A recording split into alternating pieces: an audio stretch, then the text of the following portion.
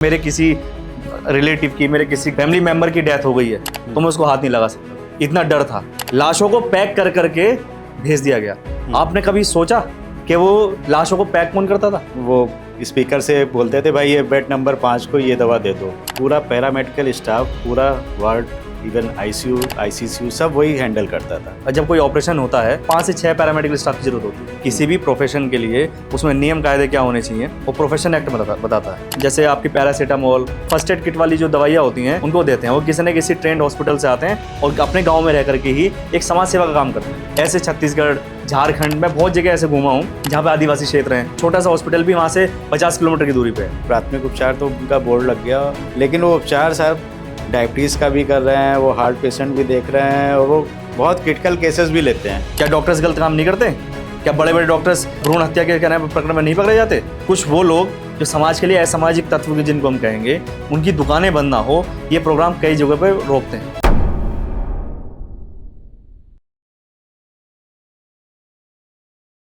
धरती पर डॉक्टर्स को भगवान के बाद दूसरा दर्जा दिया जाता है, लेकिन इन डॉक्टर्स के पीछे एक बहुत बड़ी टीम होती है पैरामेडिकल स्टाफ की, जिसमें नर्स आते हैं, टेक्नीशियन आते हैं, लैब टेक्नीशियन होते हैं, और इनका काम भी उनको वो पहचान आज तक नहीं दिला पाया जिसके वो हकदार हैं।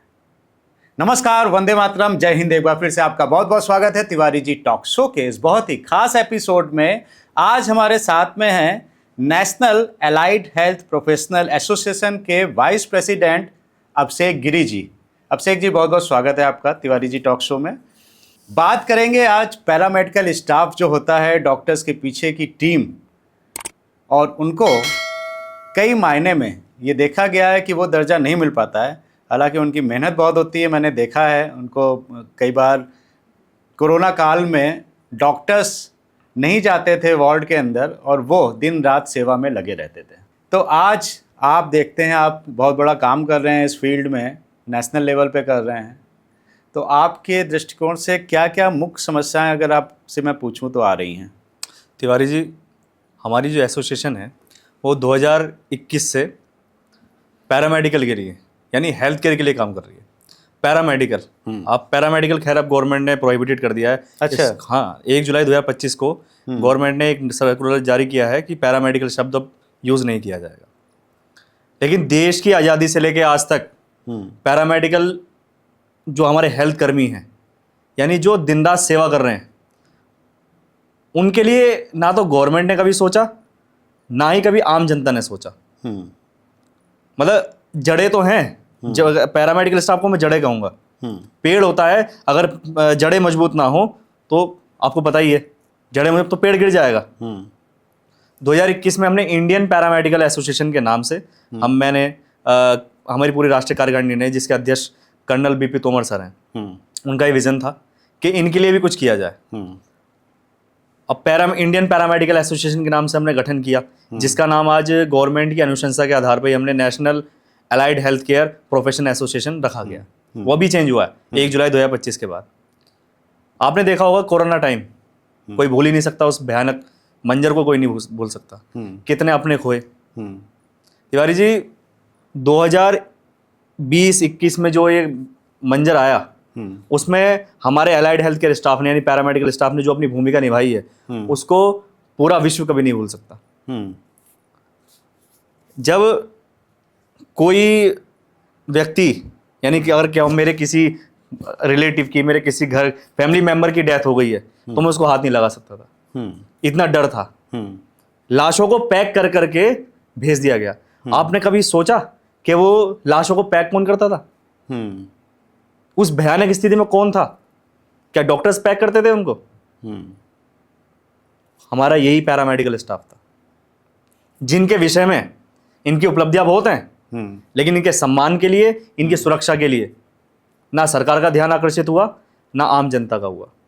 कभी कभी देखता हूँ मैं, बेचारे कहूँगा मैं उनको, मैंने देखा है कि उनकी मतलब 3-3 शिफ्ट लगातार करनी पड़ती है उनको। और मेरा जब बातचीत हुई तो उन्होंने कहा, सर छुट्टी नहीं दे रहे हैं क्योंकि स्टाफ की कमी है, स्टाफ नहीं है।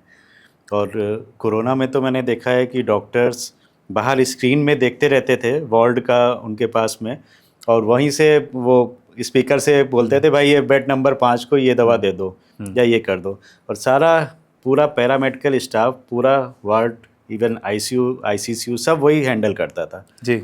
डॉक्टर्स बहुत कम या दिन में एक बार जाते होंगे मेरे ख्याल से विजिट में, वरना नहीं जाते थे वार्ड के अंदर। ईश्वर का रूप है डॉक्टर्स, लेकिन जो ये हमारे पैरामेडिकल स्टाफ हैं या अलाइड हेल्थ केयर जो स्टाफ है, मैं इनकी भूमिका डॉक्टर से भी ऊपर मानता हूँ। माँ की भूमिका मानता हूँ उनकी। जैसे अगर एक बच्चा बीमार हो जाए तो माँ किस तरीके से अपने बच्चों का देखभाल करती है, आपने भी देखा होगा, मैंने भी देखा है। हाँ, आईसीयू में अंदर नहीं जाने देते हैं, आईसीयू में अंदर नहीं जाने देते। और सिस्टर्स, वो बच्चे जो नवजात पैदा होते हैं उनको मातृत्व का प्यार वो देती हैं, नर्सिंग स्टाफ देती है जी, पैरामेडिकल स्टाफ है। एक डॉक्टर को जब कोई ऑपरेशन होता है तो 5 से 6 पैरामेडिकल स्टाफ की जरूरत होती है। अगर एनेस्थीसिया वाला ना हो, एमएलटी डीएमएलटी मतलब सॉरी मेडिकल लैब वाले जो रिपोर्ट निकालते हैं, है ना, ओटी, आईसीयू टेक्नीशियन, ये सब लोग जो होते हैं पैरामेडिकल स्टाफ की संज्ञा में आते हैं। इनके बिना ऑपरेशन भी संभव नहीं है। अगर ये लोग हमारे हेल्थ केयर सेक्टर से बाहर हो जाएं तो आप समझिए कि हेल्थ केयर सेक्टर की रीढ़ की हड्डियां टूट जाएगा। सही बात है। आप देखिए कि आज तक मिनिमम वेजेस का प्रावधान नहीं है। कोई हॉस्पिटल में किसी को रखा जाता है, कोई 4,000 में, कोई 5,000 में। ये सारी समस्याएं हैं सर पैरामेडिकल स्टाफ की। दूसरा, इनका कोई प्रोटेक्शन एक्ट नहीं है। अगर कोई मरीज किसी मरीज का परिजन कोई हंगामा कर रहा है तो प्राइमरी लेवल पर आपको लगता है कि डॉक्टर पिटाई होती होगी डॉक्टर की? पहले तो ये लोग आते हैं, पहले यही लोग आते हैं, मोर्चा ये लोग लेते हैं, यही लोग मोर्चा लेते हैं। हाँ। और मैं आपको जैसे बता रहा था इसी अनुक्रम में, पैरामेडिकल स्टाफ या अलाइड हेल्थ केयर स्टाफ के लिए, क्योंकि आज तक प्रोफेशन एक्ट, किसी भी प्रोफेशन के लिए उसमें नियम कायदे क्या होने चाहिए वो प्रोफेशन एक्ट बताता है। अब जैसे लागू हुआ है, लेकिन वेजेस का प्रावधान नहीं है अभी। मिनिमम वेजेस क्या हो, सैलरी मतलब किसी को 4,000, डिप्लोमा करके मध्यम वर्गीय परिवार आ रहा है और उसका बच्चा आ रहा है, किसी को 4,000, किसी को 5,000। ये मनमाना ढंग हमारा allied health care staff, paramedical staff face करता है। दूसरा, आप देखते होंगे, आप ग्रामीण क्षेत्र से बहुत लोग बिलोंग करते हैं।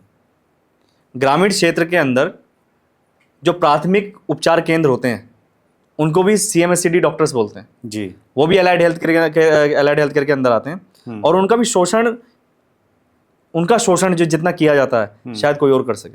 अच्छा। उनका शोषण ऐसे किया जाता है कि वो जैसे आपकी पैरासीटामोल, जो फर्स्ट एड किट वाली जो दवाइयाँ होती हैं उनको देते हैं। वो किसी न किसी ट्रेंड हॉस्पिटल से आते हैं और अपने गाँव में रह करके ही एक समाज सेवा का काम करते हैं। लेकिन उनका शोषण क्या करते हैं अधिकारी। अच्छा। जाते हैं वहाँ पे, जाके कहते हैं भाई तुम ये गलत चला रहे हो, क्योंकि उन बेचारों को नॉलेज तो कानून की तो है नहीं। उन्हें कानून की नॉलेज, सिर्फ उन्हें हेल्थ केयर की नॉलेज है।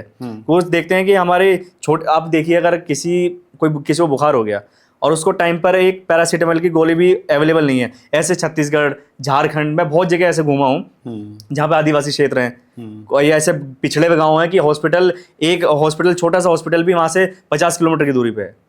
तो वहाँ पे प्राथमिक उपचार केंद्र खुलते हैं।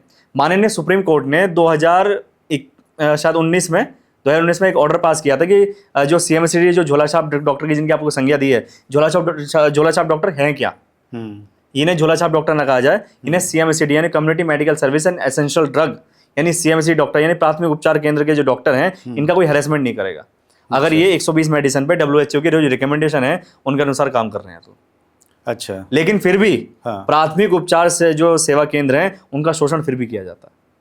अच्छा, लेकिन मैंने ये भी देखा है, यहाँ पे आपकी बात मैं रोक रहा हूँ अभिषेक जी, ये जो झोला छाप है, ठीक है जी, गवर्नमेंट ने ये व्यवस्था करी कि आप 1 साल का ये CM 18 मंथ्स का ये कोर्स कर लीजिए और आप झोला छाप नहीं कराएंगे, आप प्राथमिक उपचार देने के लिए एलिजिबल हो जाएंगे।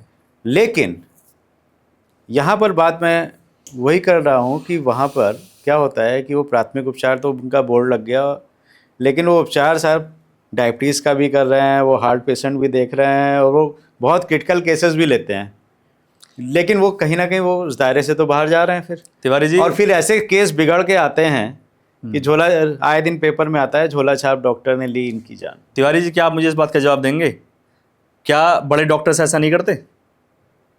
जांच आप उस व्यक्ति की करा रहे हो ना जो फाइनेंशियली ज़्यादा मजबूत नहीं है। आप क्या बड़े हॉस्पिटल्स की अगर जांच करा दिया तो जांच में कोई फर्जी नहीं है? क्या डॉक्टर्स गलत काम नहीं करते? क्या बड़े बड़े डॉक्टर्स भ्रूण हत्या के कहना प्रकरण में नहीं पकड़े जाते? पकड़े जाते ना तिवारी जी? नहीं, बहुत कम है। नहीं, बहुत कम नहीं, बहुत ज़्यादा है। अच्छा, इसका रेशियो बहुत ज़्यादा है। अच्छा। भ्रूण हत्या का, क्या नाम है, बॉडी से पार्ट्स निकालने का। हाँ हाँ। अगर कोई व्यक्ति गलत है, हम गलत के साथ में है ही नहीं। अगर 120 मेडिसिन पे कोई CMSCD डॉक्टर अपना प्राथमिक उपचार सेवा केंद्र चला रहा है, हम अगर वो गलत काम कर रहा है तो गलत के लिए पनिशमेंट है, हम उसके पक्ष में नहीं है ना, उसके पक्षधर ही नहीं है। भाई अगर डॉक्टर IM में है, IM में क्या भ्रूण हत्या करने वाले डॉक्टर्स का साथ देगा? नहीं देगा। तिवारी जी, हम उनका साथ देते हैं जो सही है। और हमें हमारी जो लड़ाई है वो 2021 से लगातार सिर्फ इसलिए चली आ रही है, पहले इनको इनका हक तो मिल जाए। अच्छा। क्योंकि शोषित वर्ग है, ये बहुत ज़्यादा शोषित वर्ग है। मुझे किस्सा याद आ रहा है, वो हमारे एसोसिएशन के संज्ञान में आया था, हमने उसमें काफ़ी रिप्रेजेंटेशन गवर्नमेंट को दे करके इसमें सॉर्ट आउट किया था। ये नागपुर की बात है। वहाँ पे एक कंपाउंडर 10,000 की नौकरी एक डॉक्टर के यहाँ कर रहा था, तो उसका शोषण इस तरीके से किया जाता था कि वो कंपाउंडर वहाँ पे भी उस डॉक्टर के यहाँ घर पे काम करता था, उसको एज अ सर्वेंट के रूप में उसको घर भी ले आया जाता था। अच्छा जी। तो उसकी कंप्लेन हमारे पास आई, हमने उसमें एक्शन लिया। डॉक्टर्स के खिलाफ हमने यहाँ से रिप्रेजेंटेशन मूव किया, हेल्थ मिनिस्ट्री को लिखा, फिर उसका कंपाउंडर के कहने में उसको CMO द्वारा बुलाया गया, CMO ने उसका बयान नोट किया और उसमें डॉक्टर के खिलाफ कार्रवाई भी की गई। तो तिवारी जी, इसमें ये क्षेत्र ऐसा है कि सबको पता है कि अगर मेरे अधिकार सुरक्षित नहीं है, ऐसा एक अनाथ मान लो, तो अब ये अनाथ सेक्टर है, मैं इसको अनाथ ही बोलूँगा। अगर गवर्नमेंट की बॉडी उसको रेगुलेट ही नहीं कर रही, गवर्नमेंट को आज़ादी से लेकर 1947 के बाद 2021 में याद आया कि इनके लिए भी कुछ होना चाहिए। निहारिका दिल्ली के अंदर ही, आपके दिल्ली के अंदर ही ये मिनिस्ट्री का गठन अब 2025 में जाके होता है। अच्छा। सुप्रीम कोर्ट बार बार कहती है कि अलाइड हेल्थ कर्मियों के जो इसका आपने एक्ट बनाया है इसको लागू कीजिए, रेगुलेट कीजिए, लेकिन फिर भी नहीं होता। अभी भी नहीं हुआ, अभी भी रेगुलेट नहीं है। आप यूपी की विडंबना देखिए। हाँ। यूपी के अंदर पैरामेडिकल काउंसिल का भी गठन ही नहीं हुआ। अच्छा। यूपी के अंदर कभी गठन नहीं हुआ। मेडिकल फैकल्टी जो MBBS को रजिस्टर करती है वही सबको रजिस्टर करते हैं, और वो ये खुद भी कह के आते हैं हम एक ऑटोनोमस बॉडी है। दूसरा, इसमें एक पहलू और है, इनका ट्रेनिंग, जो इनको ट्रेनिंग मिलती है वो बोगस इंस्टीट्यूशन देते हैं। अच्छा।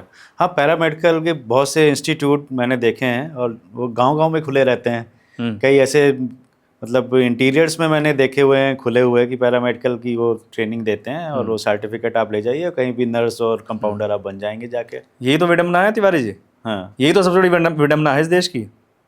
पैरामेडिकल में आपको, हमने एक रिसर्च की थी, उसमें पता चला कि 12,000 काउंसिल, अच्छा, पैरामेडिकल काउंसिल, हर घर में पैरामेडिकल काउंसिल, जो ये एजुकेशन के माफिया हैं उनको चला रहे हैं।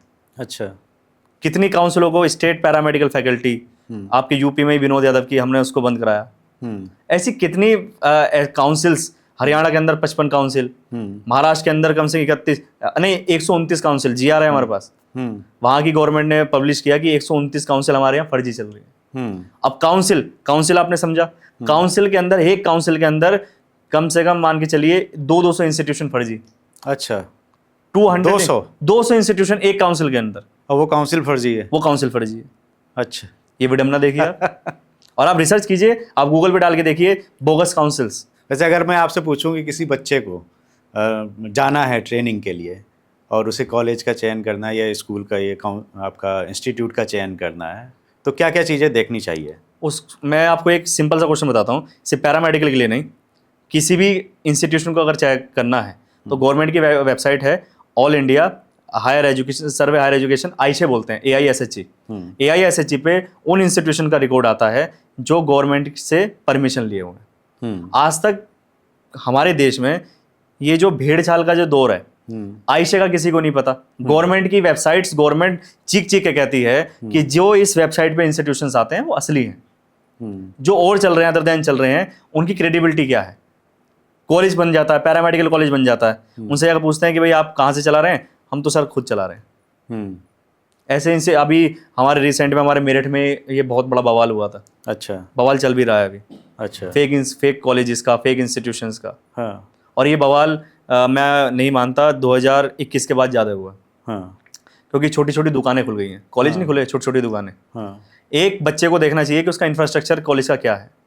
इंफ्रास्ट्रक्चर के लिए उसके पास क्या लाइब्रेरी है, लैब है, हॉस्पिटल्स हैं, हॉस्पिटल का MOU हो या हॉस्पिटल उसका टाइप हो या ट्रेंड स्टाफ है, नहीं।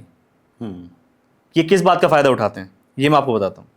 पैरामेडिकल जो स्टाफ होता है हमारा, वो मध्यम वर्गीय परिवार होता है, मध्यम वर्गीय परिवार से बच्चे निकल के आते हैं। उनकी कंडीशन बच्चों की ऐसी नहीं होती कि वो, मतलब अगर मैं देखा जाए तो अच्छी फाइनेंशियल कंडीशन में नहीं होते। ये इनको टारगेट करते हैं बोगस इंस्टीट्यूशन। अच्छा। टारगेट ऑडियंस उनकी ये है कि जो बच्चा परेशान है, कहीं ना कहीं जॉब कर रहा है, ये कोई बच्चा अगर लैब पे जॉब कर रहा है तो उसके पास जाते हैं या उन तक अपना मैसेज पहुंचाते हैं। व्हाट्सएप आपको पता ही है आजकल के दौर में सोशल मीडिया कितना एक्टिव है, उस तक मैसेज पहुंचाते हैं कि भाई हमारे यहाँ ये डिप्लोमा होता है, आगे करिए आप। अब बच्चा उसको क्या कहते हैं कि आप नॉन अटेंडिंग कर सकते हैं। ये इनके लुभावने ऑफर होते हैं तिवारी जी, आप नॉन अटेंडिंग कर सकते हैं। चलिए फीस जो है आप तिवारी जी सुन के आपको शौक लगेगा कि 3-3 हज़ार रुपए में ये डिप्लोमा कराते हैं। अच्छा।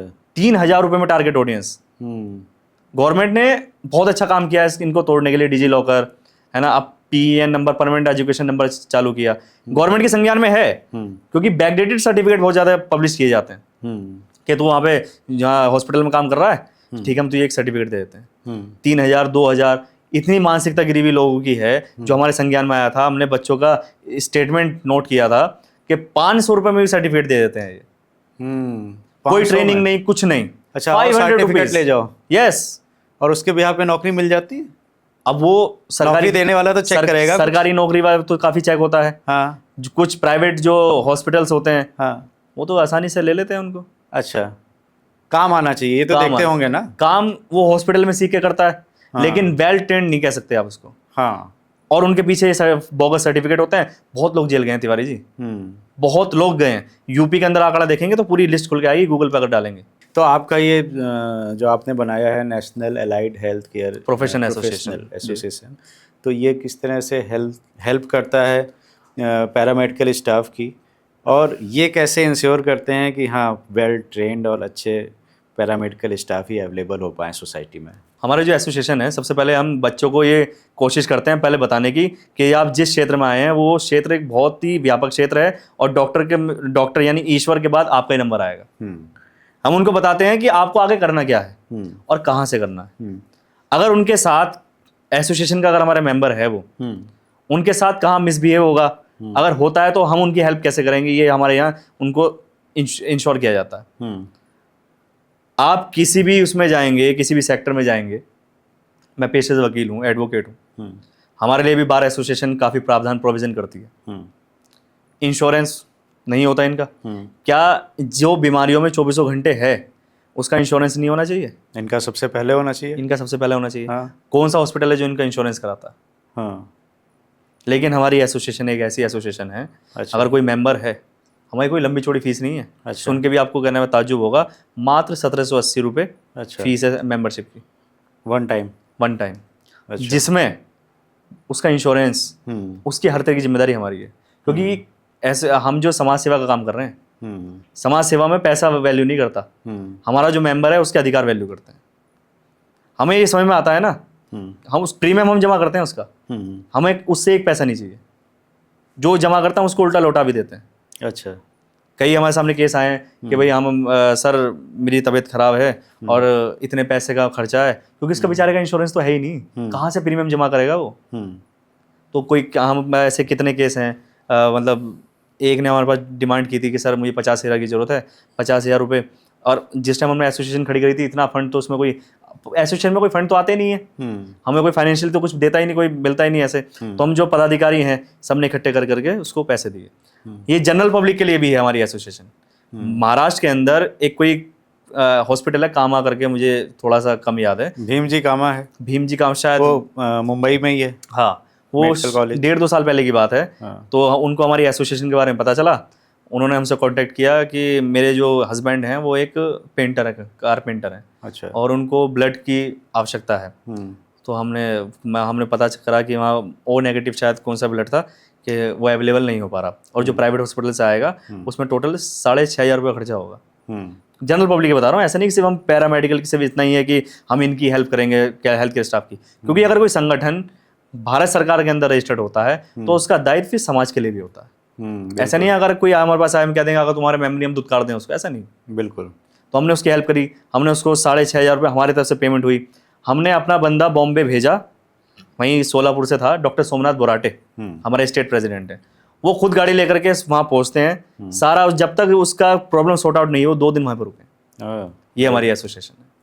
हर एक जो हमारा पदाधिकारी है वो स्तंभ यानी पिलर के रूप में काम करता है। ग्रामीण क्षेत्र में लोग कम पढ़े लिखे होते हैं, दूसरा वहाँ पर सुविधाएं कम है, कहीं कहीं सुविधाएं बिल्कुल शून्य बराबर है। और कई गांव ऐसे हैं कि अगर वहाँ तक पहुँचना है तो शायद लाल बहादुर शास्त्री जी की तरह पानी में से होके जाना पड़े। क्या वहाँ आप सोच सकते हैं कि अगर एक छोटा सा डॉक्टर, कंपाउंडर मान लीजिए, डॉक्टर छोड़िए कंपाउंडर मान लीजिए, वहाँ पे है और किसी को बहुत तेज बुखार है या किसी को लूज मोशन बंद नहीं हो रहे और उसने अपनी नॉलेज से एक गोली इसको दे दी, तो क्या वो ईश्वर के बराबर तुल्य है या नहीं है? गवर्नमेंट पीछे लग जाती है कि ऐसे व्यक्ति को रोको। गवर्नमेंट ने कभी इसके बारे में नहीं सोचा या हमारे लोकल प्रशासन इस बारे में नहीं सोचा कि उसको वेल ट्रेंड कर दिया जाए। मैं विडम्बना 2014 तक की बता रहा हूँ। 2015 में आकर के जब ये बीजेपी गवर्नमेंट फॉर्म हुई तो इन्होंने स्किल इंडिया प्रोग्राम स्टार्ट किया। स्किल इंडिया प्रोग्राम के अंदर ये डिप्लोमे सर्टिफिकेट्स एनएसडीसी को दिए गए और स्किल इंडिया के तहत ही हर ग्रामीण क्षेत्र में, हर ग्रामीण क्षेत्र तक पहुंचाने के लिए हमें भारत सरकार ने बहुत काम किया। भारत सरकार प्रयासरत है, लेकिन कुछ वो लोग जो समाज के लिए असामाजिक तत्व के जिनको हम कहेंगे, उनकी दुकानें बंद ना हो, ये प्रोग्राम कई जगह पे रोकते हैं, ना चले। अच्छा, ये प्रोग्राम वहाँ तक ना पहुँचे। वो कैसे रोकते हैं? वो ऐसे रोकते हैं जो हॉस्पिटल्स होते हैं। हाँ। अब एनएसडीसी के जो डिप्लोमा वेल ट्रेंड होते हैं, हाँ। वो जो उनको टारगेट दिए जाते हैं, जो इंस्टीट्यूट्स होते हैं उनको जो टारगेट मिलते हैं, वो फ्री, मतलब उनसे कोई चार्ज नहीं किया जाता, वो फ्री ऑफ कॉस्ट कराते हैं। ठीक है। तो वो उनको दुष्प्रचार ये करते हैं कि भाई यहाँ से डिप्लोमा मत करो, अच्छा। ये कहीं चलेगा नहीं, अच्छा, ये डिप्लोमा अच्छे नहीं है, इसका रजिस्ट्रेशन नहीं होगा। इस तरह दुष्प्रचार का कारण सिर्फ और सिर्फ उन असामाजिक तत्वों का ये है कि यहाँ तक पहुँच ना पहुँचे। कुछ हॉस्पिटल्स भी होते हैं, मैं सभी के नाम नहीं लूँगा, 2-4 हॉस्पिटल भी ऐसे हैं कि अगर किसी गांव में अंदर ये वेल ट्रेंड होकर चला गया तो हम तक कौन आएगा। आज सबको अपने धन की है, मेरा विकास कैसे हो। देश का विकास तो कोई एक ही वेला होता है जो सोचे, जो सबका सोचे, ऐसे कुछ ही कम ही लोग हैं। हमारी एसोसिएशन भी उसी रूप में अग्रसर है। हमने कुछ प्रोग्राम किए हैं, ऐसे लोगों को सम्मानित किया। हम ऐसे लोगों को सम्मानित करने के हमेशा दिशा में रहते हैं। हम उन लोगों को बताते हैं अगर आप कुछ लोगों की हेल्प कर रहे हैं, 10 लोगों की हेल्प कर रहे हैं, तो आप हमें बताओ, आप हमें इन्फॉर्म करो। अगर कहीं धन की आवश्यकता है, अपनी जेब से कौन कितना खर्च कर लेगा। और कहीं पे ग्रामीण क्षेत्रों में आप जानते हैं इतनी आर्थिक स्थिति लोगों की अच्छी होती नहीं भाई, बहुत बुरा हाल है, बहुत बुरा हाल होता है। मैं खुद झारखंड, छत्तीसगढ़, आपका बिहार जैसे क्षेत्रों के अंदर, बिहार जैसे राज्यों के अंदर आपको पता ही है कि वहां तक सुविधाएं नहीं पहुंच पाती। तो ऐसे लोगों को हम फाइनेंशियली भी हेल्प करते हैं। अच्छा। वो फाइनेंशियल हेल्प जो हमारे जो पदाधिकारी होते हैं, क्योंकि सब अच्छे बैकग्राउंड से आते हैं, और जैसे कर्नल बीपी तोमर सर हैं तो वो एक अच्छी रैंक से हैं, लेकिन खुद उनके जो हमने आज तक उनको देखा है कि वो लोगों की हेल्प करने के सबसे ज़्यादा आतुर रहते हैं, क्योंकि जिस बैकग्राउंड से वो आते हैं, आर्मी से आते हैं, आर्मी का बैकग्राउंड, और उनको सैल्यूट कौन नहीं करता।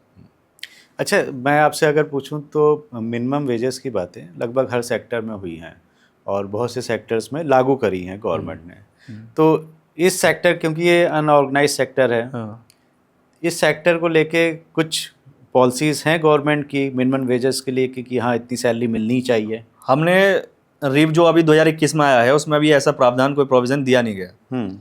वो मिनिमम वेजेस एक्ट में, लेबर एक्ट में इनको डाला गया है। अच्छा। वो कोई इसका औचित्य नहीं बनता कि इनको इस एक्ट में लाया जाए।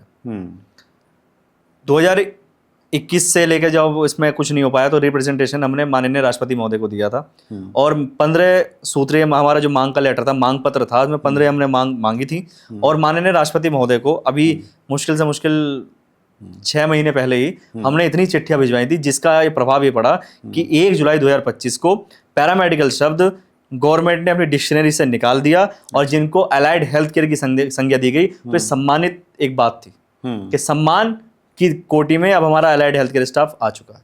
अच्छा, पैरामेडिकल नहीं, अलाइड हेल्थ कर्मी, प्रोफेशन एक्ट। हमारी जो लड़ाई अब जो जारी है वो प्रोटेक्शन एक्ट के लिए लागू है, मतलब जारी चल रही है, वो राज्य हैं जहां पर अलाइड हेल्थ केयर की काउंसिल कभी बनी ही नहीं। कुछ राज्य तो ऐसे रहे जिन्होंने इस विषय पे सोचा, काउंसिल का गठन किया। 2016 से ही ज़्यादातर क्या नाम है राज्यों में इनका गठन हुआ, जब हमारी ये बीजेपी गवर्नमेंट फॉर्म हुई। इसमें जो अच्छे क्या बोलते हैं मिनिस्टर्स, इन्होंने इस बारे में सोचा। नीति आयोग जो बना, जिसका नाम पहले योजना आयोग था, नीति आयोग के चेयरमैन खुद प्राइम मिनिस्टर सर हैं, और प्राइम मिनिस्टर सर ने इस बारे में काफ़ी एफर्ट किए, और 2016 से ही इसमें थोड़ा सा सुधार आना स्टार्ट हुआ। लेकिन 2016 के बाद 2020 में फिर सबको पता चला कि अलाइड हेल्थ कर्मी या पैरामेडिकल होता क्या है। हम आप और मैं भी डॉक्टर के पास जाते हैं, हमारा फोकस किस पे रहता है? डॉक्टर पे ही रहता है, डॉक्टर पे मेन रहता है। बिल्कुल। लेकिन जो उसके पीछे अहम कड़ी है उसके बारे में हमने आज तक देखा? चलो मैं उस प्रोफेशन में उसको तब देखते हैं जब वो इंजेक्शन लगाने की बारी आती है ना, हाँ, तब उसको फिर देखते हैं कि अब ये लगा लेगा कि नहीं लगा लेगा, तो उस समय ध्यान आता है, बस उसी टाइम ध्यान आता है। कभी कभी ऐसे भी होते हैं, कोई बच्चे जाते हैं कहते हैं पापा हम इंजेक्शन तो उन अंकल से ही लगवाएंगे, हाँ, क्योंकि वो पता है कि भैया डॉक्टर साहब का जो कंपाउंडर है उसके इंजेक्शन लगाने में ना दर्द होता है और ना नीला पड़ता है, तो तब याद आती है उनकी। अब तब याद आती है।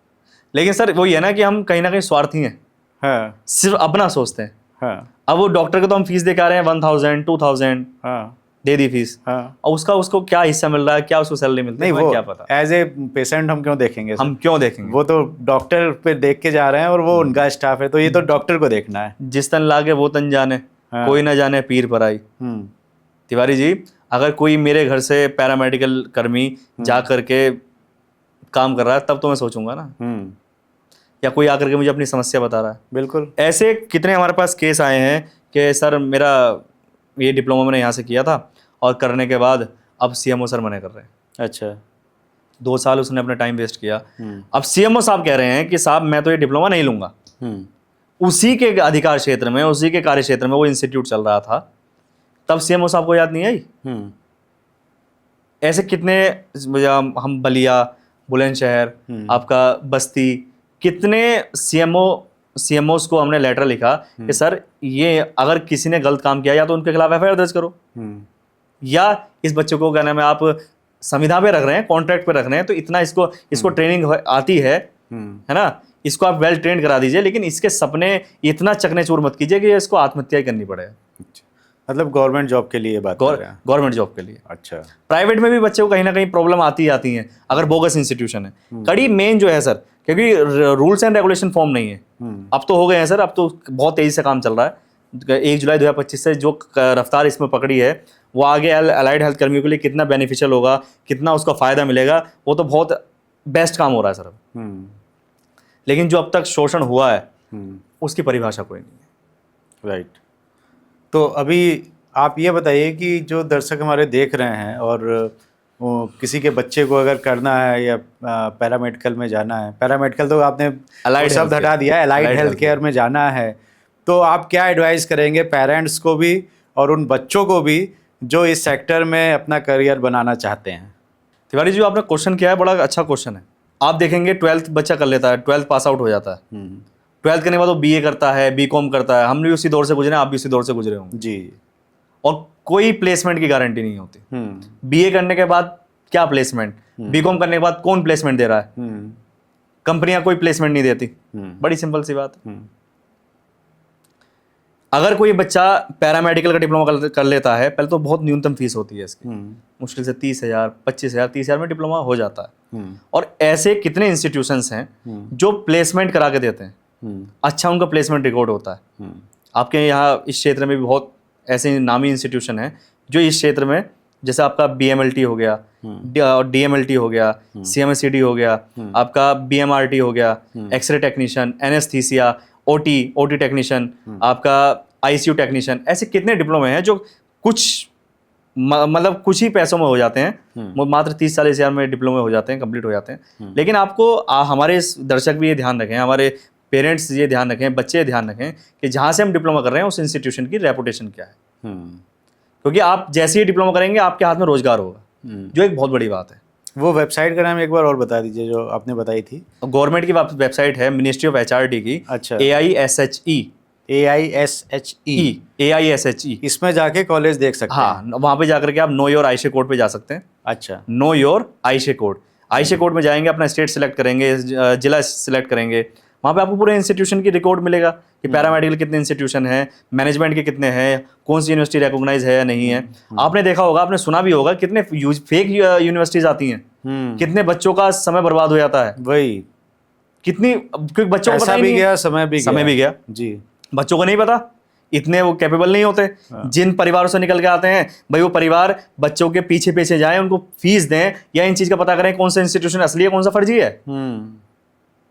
तो इसको चेक करने के लिए यूजीसी ने प्रॉपर गाइडलाइन भी जारी की हैं, यूजीसी रेगुलेट भी करता है। फिर यूजीसी के बाद एमएचआरडी आता है, MHRD time to time notification जारी करते हैं। और आयशे का अभी कम लोगों को पता है, शायद आपको भी इसकी नॉलेज थी, नहीं थी, मुझे नहीं पता। नहीं थी सर। हाँ। तो आयशे भी आयशे का ऐसा मेन कड़ी है गवर्नमेंट की, जिसमें जाकर के आप हर तरीके की इन्फॉर्मेशन प्राप्त कर सकते हैं। नहीं, ये तो बहुत अच्छी, मतलब बेनिफिशियल आपने बताया। अगर किसी को जाना है और उसे कॉलेज देखना है तो वेबसाइट पे जाके देख सकता है आराम से। राइट, अभिषेक जी, आपने बहुत ज्ञानवर्धन किया आज, और आई एम श्योर कि ये उन बच्चों के लिए बहुत फायदेमंद होगा एपिसोड जो पैरामेडिकल स्टाफ यानी कि अलाइड हेल्थ केयर में अपना करियर बनाना चाहते हैं। वहाँ पर अगर जाना है आपको तो ये जो बातें आज बताई गई हैं इस पॉडकास्ट में, इसको ज़रूर सुन के जाइए। कॉलेज का चयन करते समय ये वेबसाइट जो बताई है अभिषेक जी ने, इसमें ज़रूर देख लीजिए अपने कॉलेज का नाम। कैसा लगा आज का एपिसोड, आप हमें कमेंट और लाइक करके बताइए। अगर आपके कुछ सवाल हैं तो हमें ज़रूर कमेंट करके पूछिए, और मैं कोशिश करूँगा अभिषेक जी से उसके उत्तर लेकर आप तक पहुँचाने की। तिवारी जी टॉक शो को अगर आपने अभी तक सब्सक्राइब नहीं किया है तो सब्सक्राइब कर दीजिए, और अपनी सेहत का बहुत बहुत ध्यान रखिए।